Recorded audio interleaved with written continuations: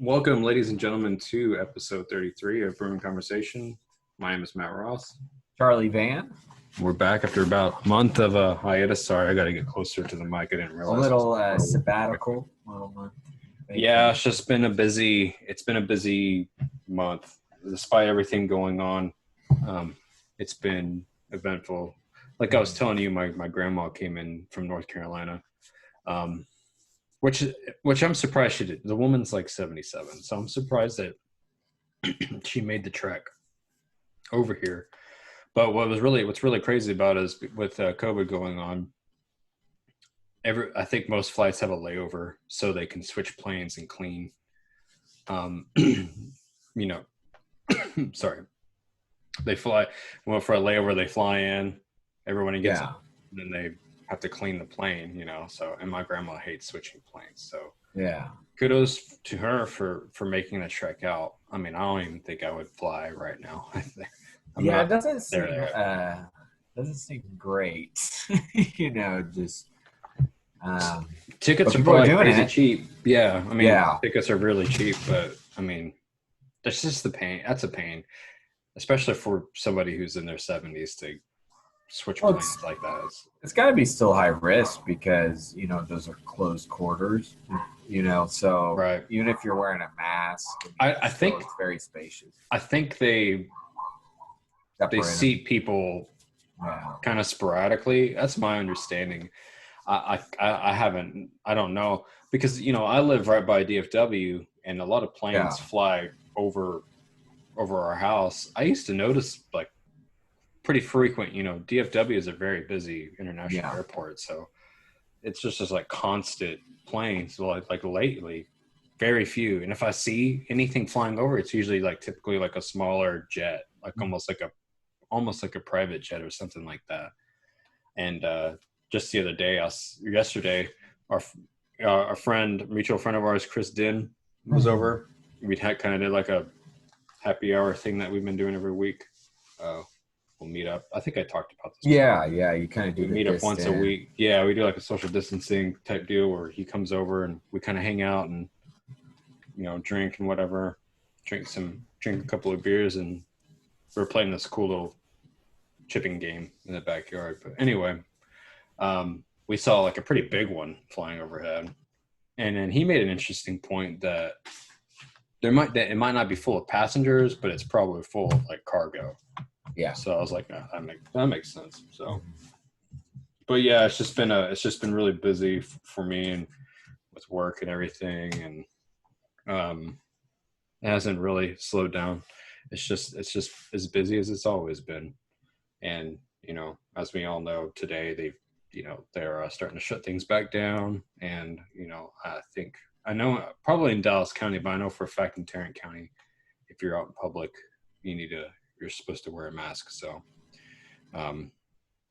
it's interesting because I'm a little frustrated with people because I notice a lot of people don't wear masks, and it's really bothersome because, here we are in almost July and we're still dealing with it. So, to get up on my soapbox for 1 second, like, it's a perfect. Wash your hands and wear the mask. I know it sucks.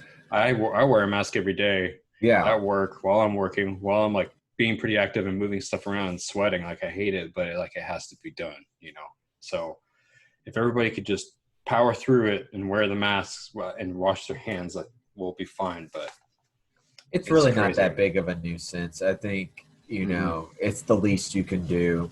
Here's my thing. I'll get on my little soapbox. Here's what I think about it. Because, there's a whole, we don't ever talk politics on this podcast, and that's fine. But this is not a political thing. This is a health thing. Yeah. I mean, it's been politicized, but I don't think it's a political issue. No. I don't care. Yeah. This is a humanity issue. And here's the thing. Even if you don't take it fully seriously, the least you could do is do your part, wear a mask for a little bit, let this reduce, like other countries have done, and they're dealing with a lot less cases.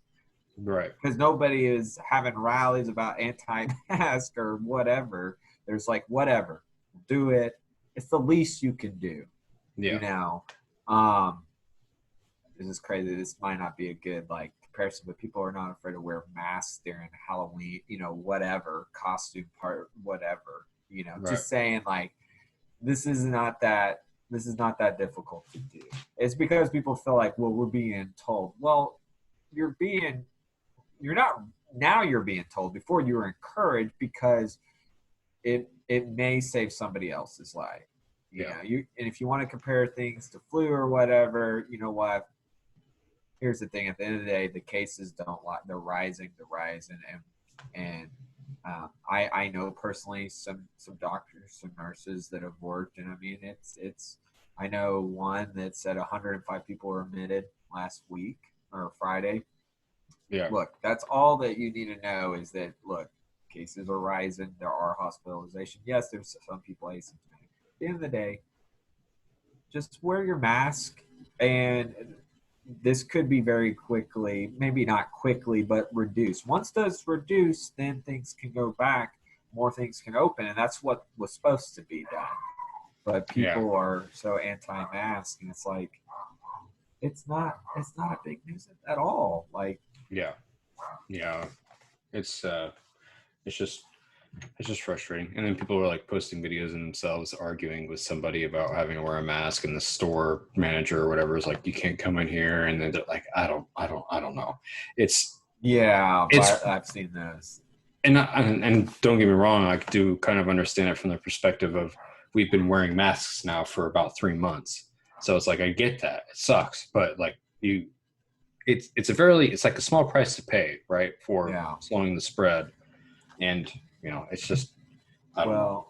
to go to that, some of us have been wearing masks for 3 months. The reason why cases are still high is because there's a lot that haven't been, or there's been loopholes. Right. We encourage you. Yeah, and there's been gatherings and there's been protests, and that certainly hasn't helped. I mean, I know it hasn't helped because they always talked about contact vectors and all this stuff. Well, if even like, the restaurants, I've seen pretty packed restaurants in the weeks past, and I'm just like, why? I don't know. Anyway. Well, the thing is like, I mean, that you know what to do to help reduce it. That's the big thing. I'm not going to sit here and judge you, but just know, sitting there and saying, well, why is this shut down? Well, because if you don't do this, this is why this happens. And, the chances of causes and effects, man. Causes and effects. And maybe more now, people need to take it more. I mean, it's not going anywhere, Yeah. So, I mean, wear your mask, because here's the thing, your businesses that you love to go to, your bars, are going to close, and may close for good. There are places that I knew growing up are closed for good because they had us during the first shutdown. But even now, I mean, the reopening and going back and reopen and going back, it's not good. And, this shouldn't be a political thing, I mean, at all. But it has been.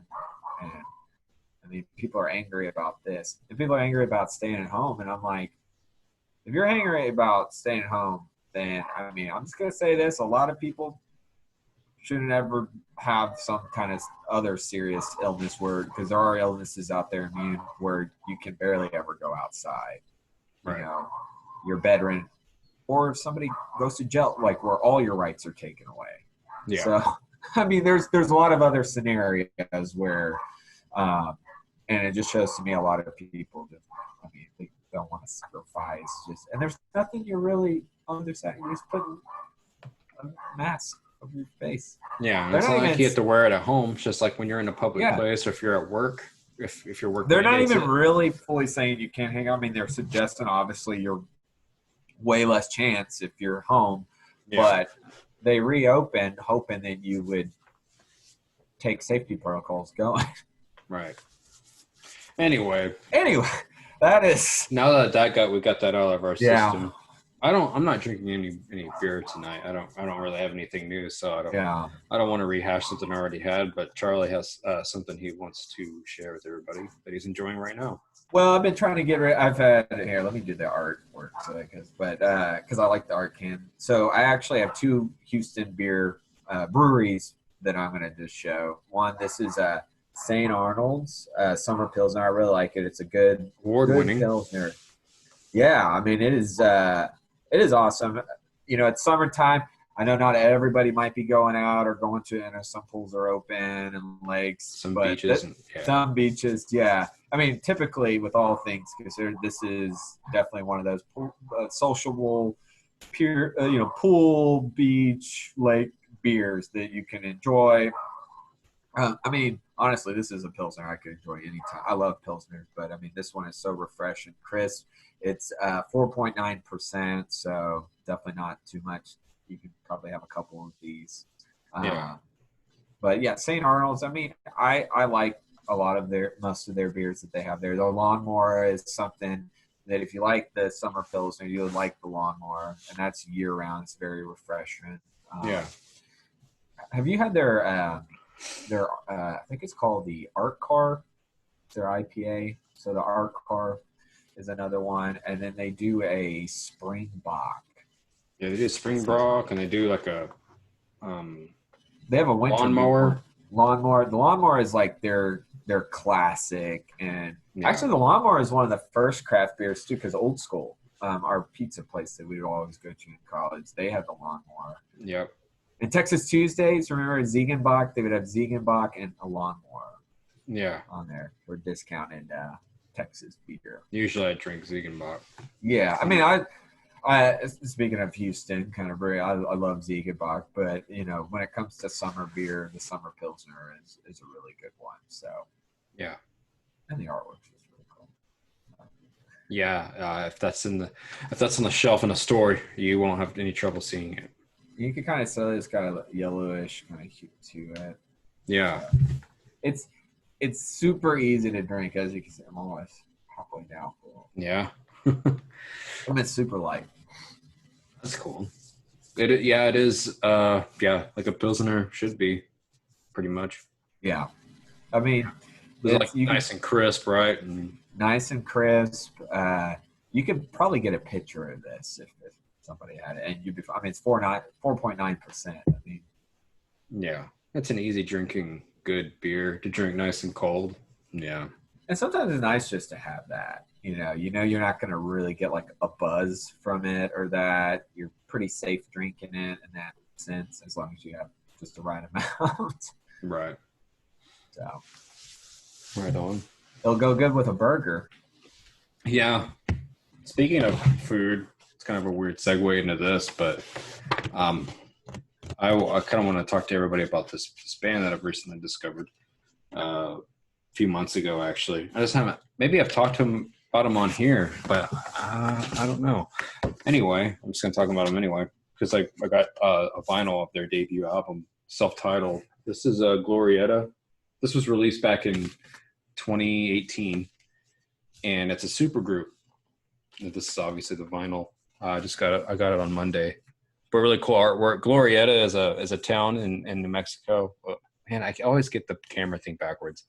And then there's like I'm assuming hatch chili pepper. Yeah, but it's really cool artwork, and that's actually what caught my eye, because a friend of mine, his name is Josh Williams. He actually listens to the show. So hi, Josh. Thank you, Josh. Thank you. Josh was listening to this on Spotify, and it kind of flashed on his story, on Instagram, and I saw the artwork, and it caught my eye, and I was like, oh, what's that? And I was like, Glorietta. I'll listen to them, and I really enjoy them. They're like an indie rock group. Like I said, it's a super group made up of Jason Robert Blum, Noah Gunderson, Adrian Casada, David Ramirez, Matthew Logan Vasquez, and Kelly Wilson, all of whom are one of them, I can't keep them all straight because there's so many of them, but some of them are like producers that also play instruments. Some of them are from other bands. But it's a really cool project that they did. And today they just announced that they have a new song up. So oh, nice. So everybody can go check that out. I really highly recommend this album. It has a nice mix of different tempo songs. There's some fast ones, there's some slow ones. It's just a great all around album. It's one of those ones that you can listen to the whole thing. It's really good. Huge fan. Always like finding new music. They were actually here in Dallas not long ago.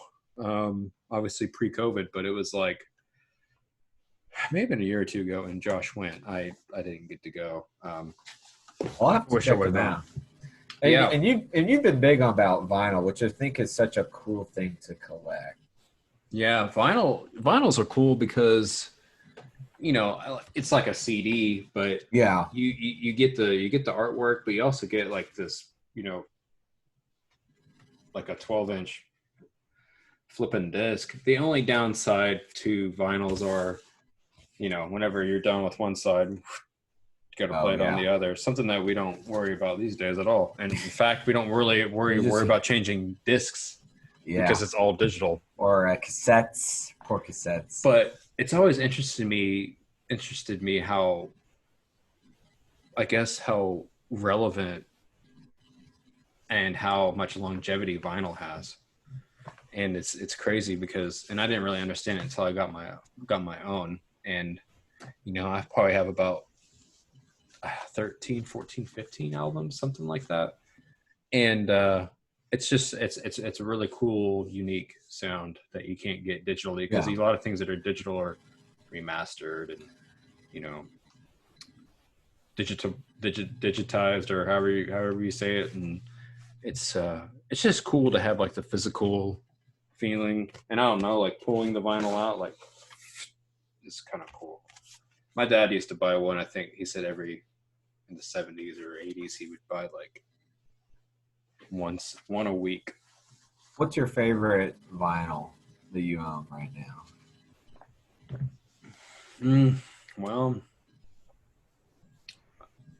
it's kind of tough because I buy like my favorite albums on vinyl or some albums I really like. So it's hard right now because like I'm really been listening to this Glorietta record, but also the Beach Boys, Pet Sounds is a really good album. Okay, awesome.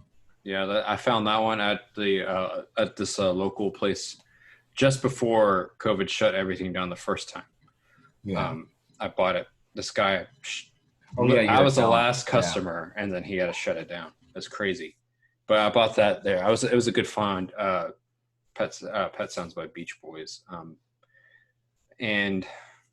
but of course I've been really liking to listen to Science Fiction by Brand New. Yeah, that's a good album. Been a good album to listen on there, but Manchester Orchestra too. You have them. Right? Yeah, I have. Black Mile Under the Surface. That's that album is such an easy listen. You can listen to it on repeat. Yeah. Charlie did reach out to. Was it Andy Hall? Andy Hall, he's the lead singer of Manchester. And Bad Books. Bad Books is another one you got to check out. That's his other project, his side project, and that's easy. It's his voice, like he tells, like their songs are like stories. Like he tells such a good story, and he kind of has that. The way he sings is kind of folky a little bit. Right. Yeah. I just thought of something to say about. You're talking about Andy Hall. We're talking about. Oh, that reminds me. Yeah. So because it got me thinking. Sorry, it's been a long week. It got me thinking about what bands are doing right now amidst all this. And Derek Whibley is the lead singer and probably rhythm guitarist. I'm not really sure. Of Sum 41. Oh yeah. And he's been redoing a lot of songs in his studio acoustic, which is really cool. He does some piano too. It's pretty funny because in one of his videos, he's like, so this song I played on piano and he had like, a video up. He's like, so right now I'm going to record the vocals because I can't play piano and sing very well at the same time. So it's just pretty funny that he didn't care about admitting it, which that is pretty hard to do. Yeah. But I thought that was really cool. I stumbled upon it because I listened to some 41 when I was younger, and Charlie, I know you did too. That's a karaoke song I still like to do. Surprisingly hard to sing. It's pretty fast. The lyrics are. I just remember storming in the party like my name is El Nino. I'm hanging in, drinking in the back of El Camino. Like it is really fast, but I love the intro to that. I mean, their music. If you, that was one of the first CDs I ever bought outside of Linkin Park's. All killer, no filler, right? Yeah. It's a good album. It really is. Yeah. They were just such a fun. I mean, I know they're still around, but then, like in the way they're such a fun band, and they're kind of unique a little bit. Yeah. All Killer No Filler came out back in 2001. Wow. Yeah, we were in grade, that was over 19 years ago. Yeah, which is crazy. We were in when it came out. We were just ending our 7th grade year. Yeah, I remember listening to the album extensively in September, and I remember obviously September 2001. A lot of things happened, but one of them was like not long after September 11th, my grandma died, and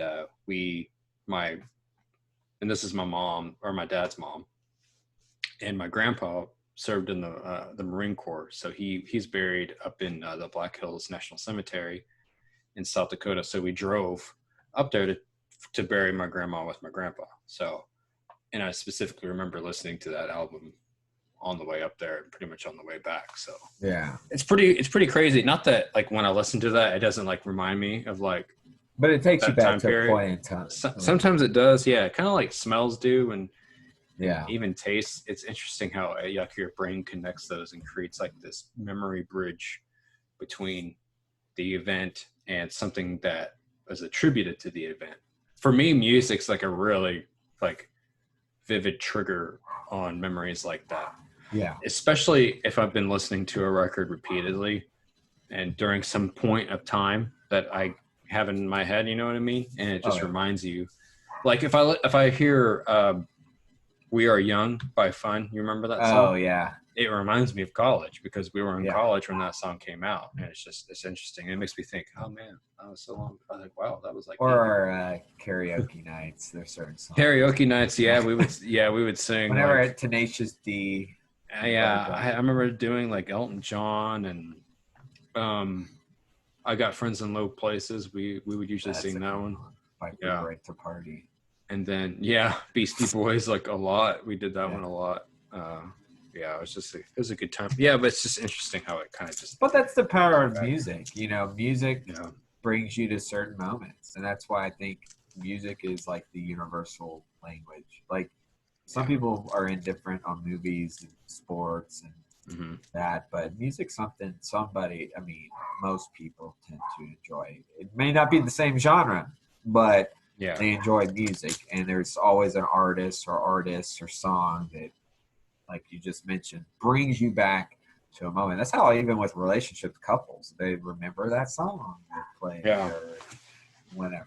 So. Hillary and I, she took it upon herself to do this, but she was watching Hateful Eight, and I went over there. Movie. Yeah, and I went over there and I sat down and I watched it. No, she did do that. I'm sorry, I got mixed up with Django. She was watching Django Unchained. I went there and sat down and watched it, and I was just cracking up at Samuel L. Jackson's character. He's just like this older, grumpy black guy. It's just so funny. He just has such an attitude. It really surprised me. Hillary knew. You know that scene? You've seen it, right? Oh, where Leonardo cut his hand for real? Yeah. Hillary's like, you did that for real? And I was like, yeah, I knew that. I'm surprised you knew that. And I thought it was really cool that she knew that. Yeah, he rolled with it. He got like a napkin, and he was just like, and he kept on talking with his dialogue, didn't skip a beat. Pretty cool. It awesome. Added to the scene. And everybody else kind of just went along with it. Like, that's happening. And then, Quentin's behind the camera going, oh, yes, that's great. And also, it's blood that I didn't even create. Waivers. Yeah.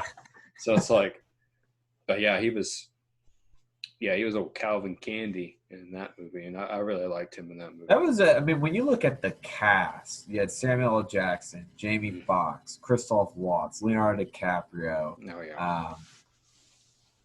I mean that cast is just so strong, and the writing. I mean, that's Tarantino, man. I mean, that's why he always wants an Oscar for writing. Yeah. He's brilliant. Mm-hmm.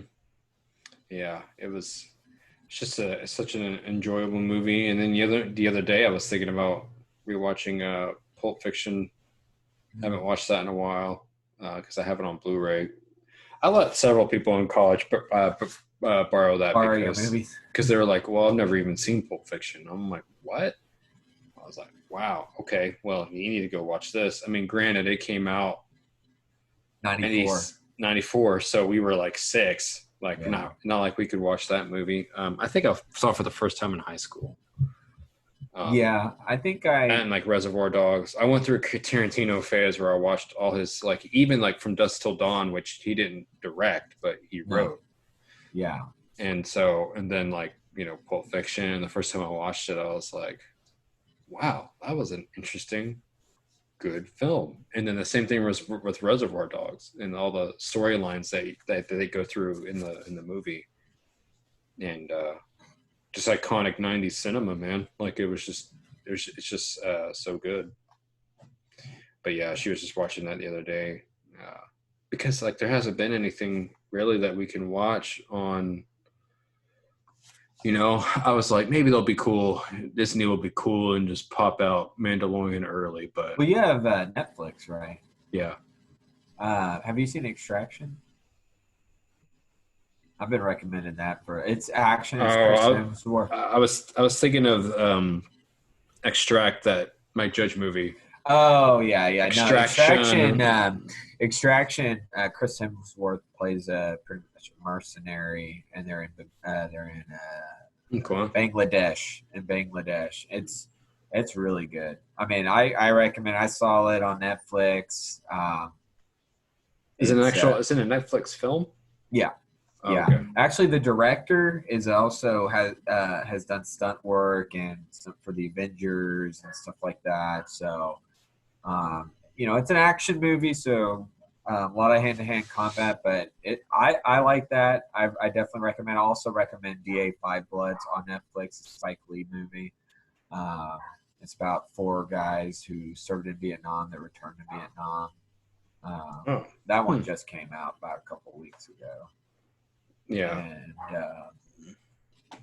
And then I agree though. Mandalorian's coming out this October, and that's good. That's another thing about right now. Not to give it, but with the whole quarantine thing, but productions, certain things were supposed to already come out or start filming, but luckily Mandalorian was already done and it's coming out this October. Yeah, Mandalorian will come back, and I think that's the following year that The Witcher season 2 comes out. I think so. And that's going to be interesting too, because they obviously film, in remote places, and I just wonder, if that's going to be. I bet their push.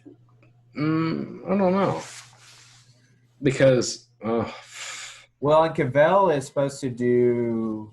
I think he's tied back to Superman again, so I know. I thought he wasn't. He wasn't originally, but now the Snyder Cut's coming out. The Zack Snyder cut and HBO wants to do some things. I don't think anything's 100% about him doing another, but I know there's always talks and stuff.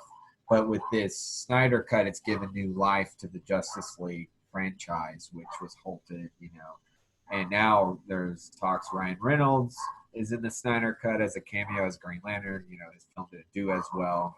Yeah. But maybe that's a continuation. So there's a lot of things up in the air, but I did like The Witcher. I've never played the game, but I did like the series.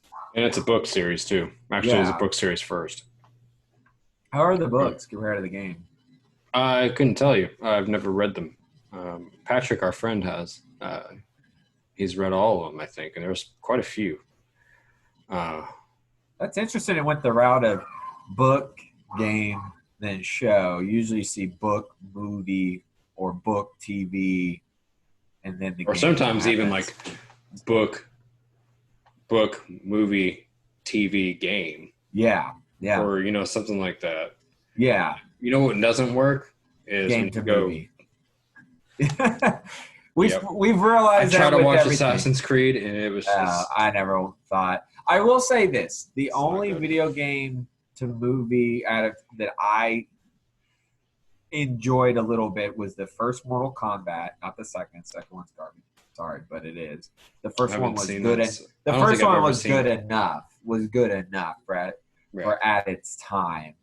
And then some people like the first Resident Evil movie, but didn't like any of the others. And same with Silent Hill. Some people love the Silent Hill movie. I've never seen Silent Hill, but I also think they're doing Last of Us for HBO. Yeah, and it's going to be I can't pronounce the actor's name, Nikolai, but he plays Jamie Lannister. Oh, Coster-Waldau? Yeah. Nikolaj Coster-Waldau? Yeah, he's going to play the lead. He's going to be the lead in Last of Us. I liked him as Jamie Lannister. He was cool. Yeah, no, he's one of the best. And he was also in some war movie, maybe Black Hawk Down. That movie that movie's kind of like Band of Brothers, where, Band of Brothers gave a lot of people kind of breakout roles. That movie gave Tom Hardy got a breakout role in both those. He was in Band of Brothers too, wasn't he? Tom Hardy? I don't know. I haven't watched that all the way through. I know he was in Black Hawk Down, though. I need to finish that. Earlier in his career. But Black Hawk Down's one of those, and Eric Bana, before he was Hulk. Yeah, Eric Bana. You really don't see Eric Bana anymore, but yeah. I usually see the other guy that I get him confused with. Oh, Joel Butler. No, I forgot. I always get them mixed up.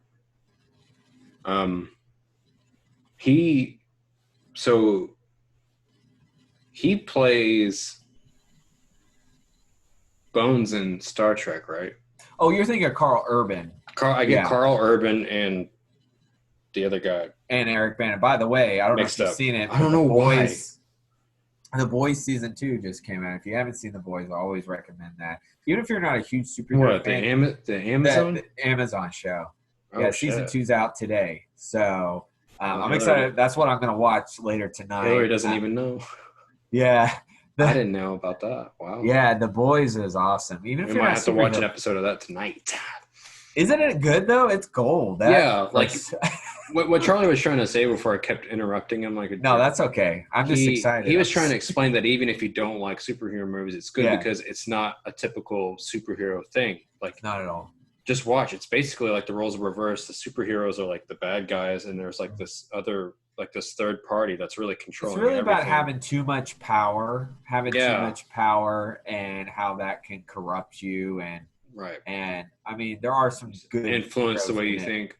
Yeah, like what you once stood for, you no longer stand for because whatever is emboldening in you is no longer there. And it's like, in this case, it's like a multi-billion-dollar company that manages these superheroes. It's like they're being employed. It's like a Superman. Yeah, was exactly what, if you watch Dawn of Justice and they're like painting Superman into this villain that's uncontrollable. Mm-hmm. That is what Homelander character is. It's Superman Homelander, and I love it. And because you mentioned Carl Urban, and he's the star of the show. He's not a superhero. Actually, despise them, and him and Homelander have beef. But watch season 1. I think Seth Rogen produces it. It's like a co-producer on it. Season 1 is gold. It is gold. Now, I will say it does push the envelope. It is a little gory, but the show is great. And not a lot of big-name actors other than Carl Urban. Not a lot. And I forgot her name, but she was in Karate Kid, and she was in the first season. I won't say what happens to her. But it's a good movie or show. It's different. I think James Gunn is involved. I have to go back, and I might be mistaken, but I think James Gunn might have directed an episode. I wish I could. Like, do you remember what happened at the end of season 1? Oh yeah. That's why when I said that, I was like, "Oh, I'm almost giving it away," because you gotta watch it, because it's one of the shows I don't want to spoil, because it does.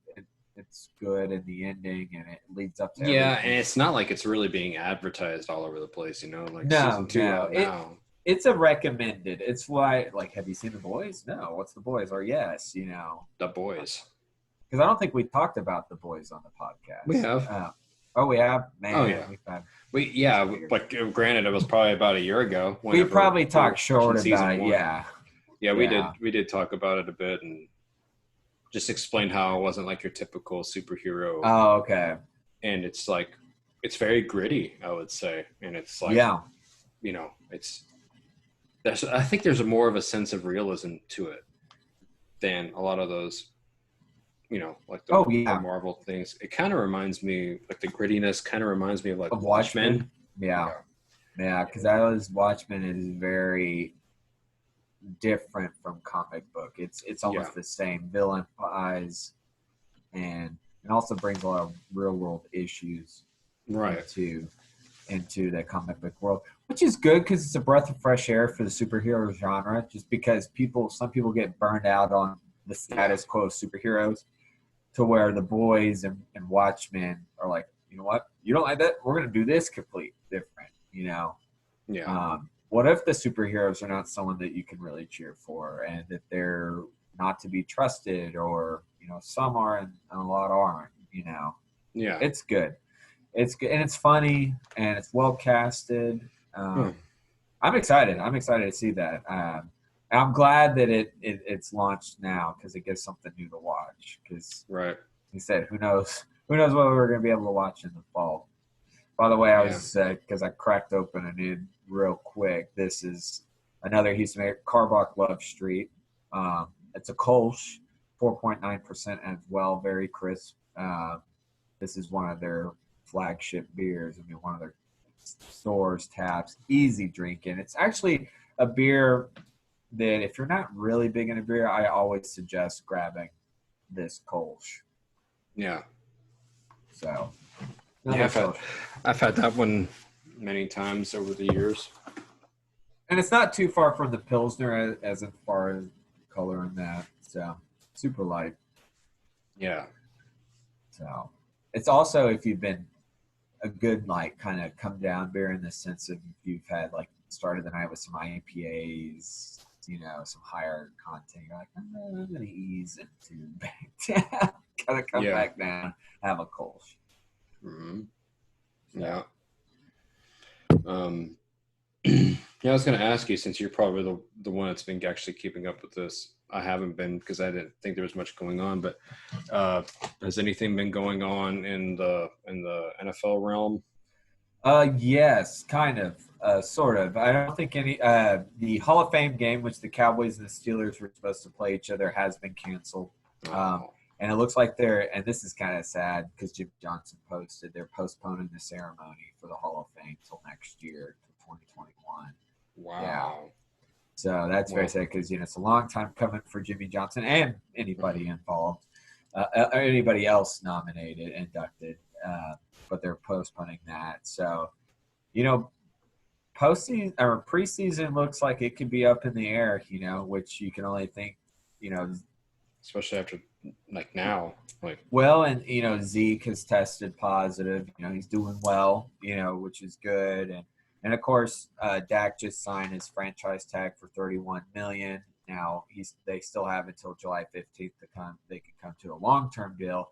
But here's an interesting question. Not to get too much about that, but if there's no fans allowed, you got to wonder how that's going to affect players' deals, because there's no gate, there's no tickets, there's no that extra money coming in. Yeah, from ticket sales. What do they have? Merchandise. Yeah, merchandise, but still, you thrive. I mean, think about this: Cowboy Stadium's like sits 98,000. That's a lot of tickets. That if you can't, especially start the regular season off with fans in the stands, that's got to affect the organizations, and you got to wonder how much that's got to affect players' deals. Maybe that's why, you sit down, you're like, you know what, we'll go with this right now. And that also may be why, those original starting quarterbacks who are right now back up, like Andy Dalton and, even Cam, we don't know where he's going. But you may realize, the money's not going to be good right now, but next year we'll see, that's not something a lot of people are, I don't think, exactly saying, but that's talks like my dad. We're talking about how maybe with everything going on, this could be affecting the players' bill. But it's and there's another good point is with the whole Andy Dalton and Dak is, well, what if Dak gets COVID? Hopefully not. But what if you got having somebody behind him? Because even if you're asymptomatic, you're going to have to be quarantined, miss a couple of weeks, right, or whatever. And having a guy like Andy right now, he's a veteran quarterback. I mean, that never hurts things. That's always good. So as far as the NFL, that's been the big thing right now is Dak's contract or Dak's franchise tag and just kind of pushing forward. Baseball, real quick. It looks like they've agreed to 60 games, which is way less than probably what they hoped. Or I mean, you go for 182 to 60 games. So almost every game is pivotal in that standpoint. Basketball starts July 31st. Schedules, actually, before we started recording, schedules were put out. They're going to have a bubble city ordeal there in Orlando where they don't leave. But 16 players have tested positive earlier this week for COVID. So I don't know how that's going to affect. I think the commissioner just spoke out about it, but I think they're still planning to go ahead. Hockey, I think, is still up in the air. I think they're kind of looking at the same deal as the NBA. Yeah. So, I mean, what I was thinking about? Yeah. You know what I was thinking about is your dad not being able to go to a Cowboys game potentially. Yeah, that's the big thing because if for those any new listeners, so my dad has been a season ticket holder for the Cowboys since 1976. Since then, he has not missed one single home game, preseason or regular, since purchasing those season tickets. Yeah. And so this possibly might be the first season that he'll have to miss a home. Maybe. It's still up in the air, but there's a lot of time still between now and September when regular season. Honestly, technically, he won't miss a home game. He won't miss it, but true home game. But as long as the consecutive game is going, and it could be where fans are delayed to go back until a certain. But it's interesting times. It's not normal times. It's crazy, but it is what it is too. But if football does happen, we'll see. I mean, they're planning it, but schedules have been out. But they're already canceling the preseason game. Yeah. Who knows? Maybe they feel it's too soon because it's always the early August, and we're, like we said earlier, this podcast, we're in July and we're still almost July next week, and we're having still high cases. So so we'll see. We will see. It's interesting. I don't know. I just I just wish that at least sports can come back so people can have something else to focus on, But I mean, at least I will say the PGA Tour has been back on. They've already had 2 tournaments. They're on their 3rd this week. The first one, interestingly enough, was Charles Schwab Challenge here in Fort Worth, which is pretty cool. That was a good event. They put on a good show. Some of the players were mic'd up, but it's just so weird because there's nobody out on the course, but the golfers, they actually share a caddy instead of having their own, which is pretty interesting. But Webb Simpson won the. Did they say why that is? Probably to reduce the number of people on the course. Okay, that makes sense. Because it's really bare bones. When they interview players, they have them in this isolated booth, I think. That's what the UFC does. They don't do any octagon interviews. Yeah, they basically are probably talking to them kind of like what we're doing. Yeah. and they're just asking them questions that way, which is smart, you know. Yeah. I'm glad the PGA Tour is able to do it. And right now they're playing TPC Sawgrass in where are they at? Connecticut, I think. Pretty sure that's where they are. But yeah, I've been happy with at least being able to watch golf. I know that's not everybody's thing to watch golf. It can make some people sleepy. And it's back, and that's kind of. And I think a lot of people have been watching it because, like, yeah, it's like, you know, like you said, it's a sport, so people are, you know, it's like it's better than nothing. Hey, cornhole was on a Memorial Day, or not Memorial Day, about a month ago. Cornhole championships, and they were actually wearing masks together. But I'm like, something. Probably why. Also, I'll be honest, why UFC views have been going up for their fight night, free fight nights on ESPN, because. Free. Yeah, they're free, and it's sport. It's, you know, it was the first. It was really the first to do it back. Yeah. So they've probably experienced a little bit more viewership than normal, I would assume. Yeah, they've had some high viewership. That's good. I mean, yeah, because even if you're not educated on the sport or whatever, you're like, okay, well, this is ESPN. It's on. And boxing's back. They've been some fight nights, not pay-per-view stuff, because honestly, I think they're going to avoid that because how could you sell out an arena? You know? Well, yeah, and the bigger fighters like Tyson Fury and that, that's why also in the UFC you're not seeing Conor McGregor right now, because he profits off the big crowd, drawing in people. Travel. Yeah, because people travel from Ireland all over to see him, celebrities. So not much traveling going on. So. Not a lot of traveling. But it's good that and we just had horse racing this past weekend as well. So, nice. Hey, what horse race was it? Belmont, I think they're doing it out of order. So the Derby is going to be in Kentucky Derby, I believe, is going to be in September.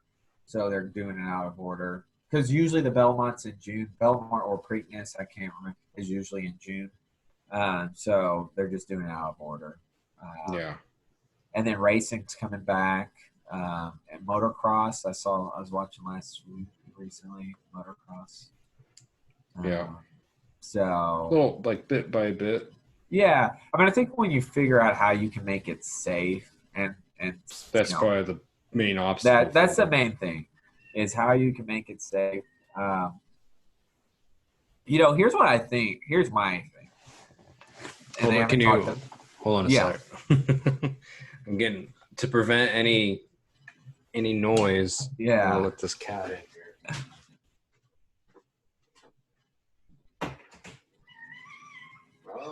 All right. It's okay, girl. This is Tonks. She's a fan of the show as well. Yeah. Girl. She did this right before the show, and then she left. Now she's like, where you been? Anyway, what were you saying? Well, I was gonna say, actually, this is very good. Where is that? We were talking about horse racing. Yes. Belmont, Preakness, and then. Yeah. So, well, I was just gonna say. Oh no, I was going back to motocross and that. Mm-hmm. Just I think with test. Oh no! I'm sorry, fans. So I was gonna say, this is, the big sad thing from this earlier spring was the NCAA tournament for both men's and women's basketball. And right. Of course, the NCAA is like, you can come back if you want to, to be eligible. But for basketball, what I was thinking, and this is not something they posed or whatever, I've been telling people this.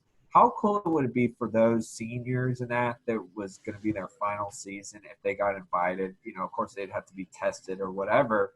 Right. But to be the audience, to be the fans for that would the be cool. NBA. That's what I'm thinking. Like, I know there's probably a lot of logistics with that, and it may not be doable or that. But wouldn't that be such a cool, generous idea? It's like, look, I mean, that tournament is such a magical thing for them, and a lot of them may not be, able to return, or it wouldn't make sense for them to return for another year.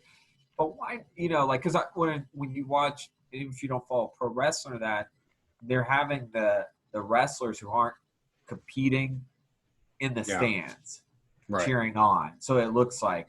So, And I still think that for fighting would be, if you've already fought, I know they're trying to move people just because of COVID, but that would be kind of cool too, to kind of have a little bit of a cheering section. But why not have the men and women, or, you know, from that NCAA tournament, have a chance to come and get to be part of, be in the audience and meet these stars and that. And even if they don't do that, just be part of that experience, because they did not get to experience their tournament. Yeah. You know? Just a thought on how, if you want to, so my dad was reading this off today, that San Francisco Giants are asking their season ticket holders to send them pictures, and they're going to have cardboard cutouts of them in their seats where they would seat. Wow. Why don't you just have other players, you know, once again, why don't you just put, you know, I don't know. I think the idea of having the NCAA teams that did just to be clear, San Francisco Giants as in the baseball team? The baseball team. Okay. Huh. So for 60 games, they're just going to have cardboard cutouts. Or however long. Just don't have fans. You know, that's or like, you know, the way they've been shooting sporting events lately, it's like they don't really focus so much on the standard. Yeah. Yeah, they don't like show people like crushing chicken nuggets in the stands or anything. No. It's usually like they just focus more on the players, or the athletes, which I think is honestly that's what we're watching. We don't want to watch people slurping. I mean, fans add an element, but especially when it comes down to like playoff games and championship games, but and like celebrations and But at the same time, if you can't have that, then you don't need to be filming. I mean, can you imagine a Super Bowl with no audience? I mean, apparently that's what the Super Bowl was 2 years ago with Patriots and Rams. As far as visual, low rating. Sorry, I had to throw that out there. But well, you know, and there's some school, you know, the places where there's a low attendance. I mean, if you're speaking of baseball, Marlins, they can barely fill their stadium. Jacksonville Jaguars can barely fill their stadium. But as far as overall, yes. I mean, it's crazy, and especially something like the Super Bowl championship. Hopefully, by then, maybe not. You know, we'll be through this, or we can have some capacity. But yeah, I doing cardboard cutouts.